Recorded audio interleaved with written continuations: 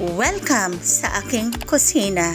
Kung bago ka pa lamang dito, huwag kaligtaang mag-subscribe, likes, comments, and share. Thank you. Ang recipe natin for today is patutin. Let's start by squeezing some lemon or calamansi into our duck.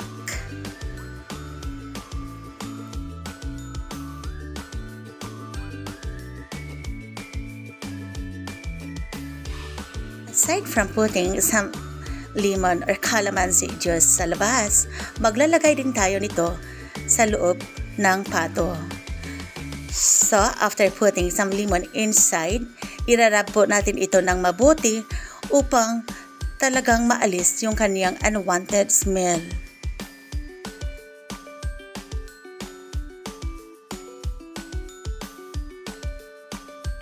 And now, maglalagay po tayo ng ground black pepper starting from inside and maglalagay din tayo nito outside. Irarab po natin ito ng maigi.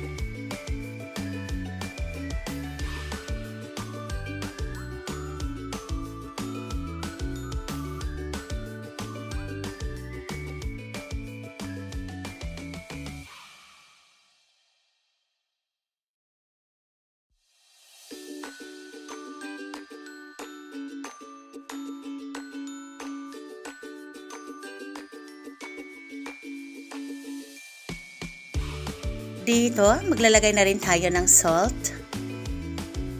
And gaya ng ating mga naunang mga spices or ingredients, atin po itong irarap inside and outside.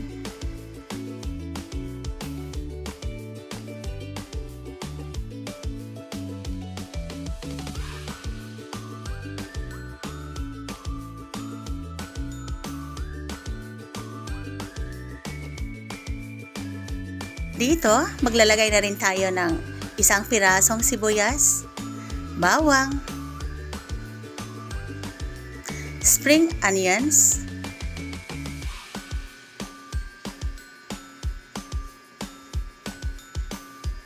ginger, and bay leaf. Atin itong isi-sit aside and i-marinate natin for about 45 minutes. On a clean cooking pot, ilalagay natin ang ating marinated duck. Maglalagay tayo dito ng ginger, garlic, onion, whole peppercorn, salt,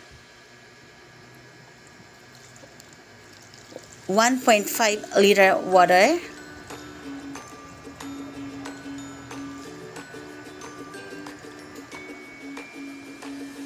and 5 pieces calamansi peel. Ito yung ginagamit natin kanina sa pagrarab ng ating duck. And now, let's bring this to boil for about 15 to 20 minutes. This process is done to remove gamey smell or unwanted smell of duck. So after certain time, atin na po itong i-remove and i-drained. Mainit ng ating mantika, let's drop in 2 pieces large onion, garlic, and stir it until become translucent. Magdagdag din tayo ng bay leaf, star anise,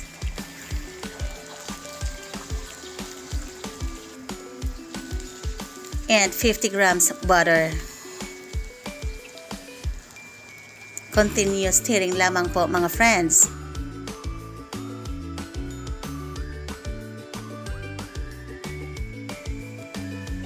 Kapag mabango ng ating mga spices, ilalagay na natin yung ating pato.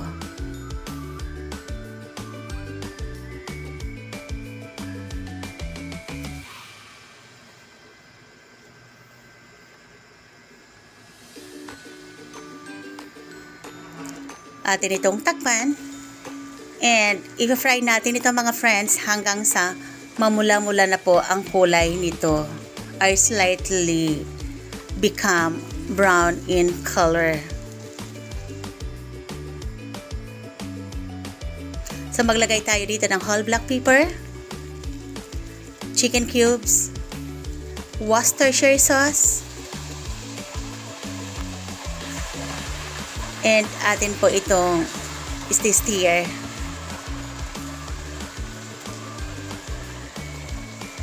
Atin po lamang itong isusuting over low heat or low flame.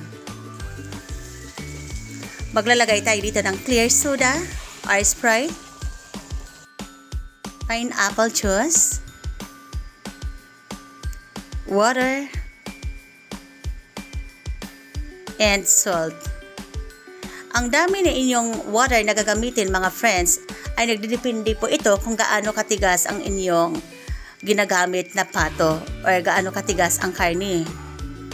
Pwede kayong magdagdag anytime pag masyadong matigas pa ito. And now, let's cover and bring this to simmer for about 30 minutes. Shower some liquid on top for even taste and cooking.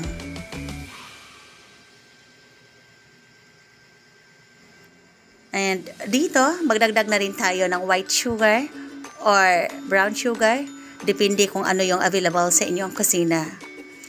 Stir and mix it thoroughly mga friends.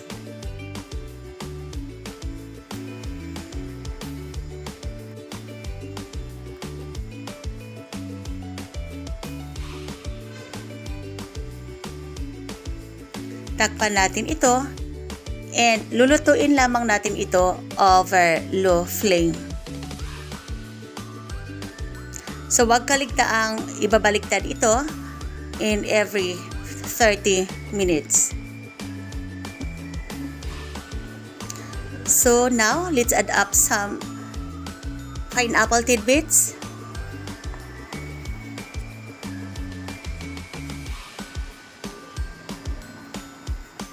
Ang pineapple tidbits mga friends ay idadagdag lamang natin ito once na nagsimula ng lumambot ang ating karne.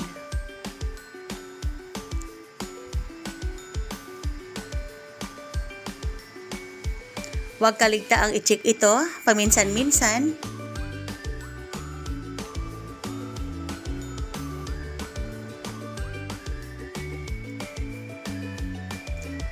So, ito, konti na yung sabaw nito mga friends. Ito yung consistency na gusto nating ma-achieve mga friends. Continue lang talaga yung flipping or pagbabaliktad nito mga friends from time to time.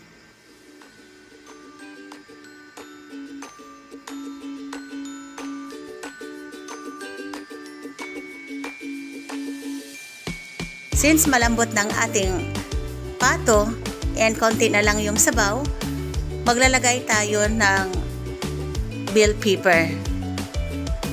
And lulutuin lamang natin ito sa loob ng 1 to 2 minutes.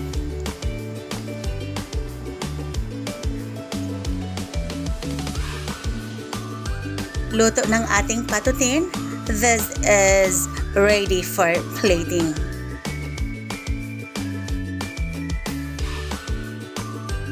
Wow! Napakasarap po dito mga friends. Napakabango. Wala po talagang presence ng unwanted smell. So why not trying to make it at the comfort of your home mga friends? Anyway, thank you so much for watching. This is MGA Channel. Have a great day.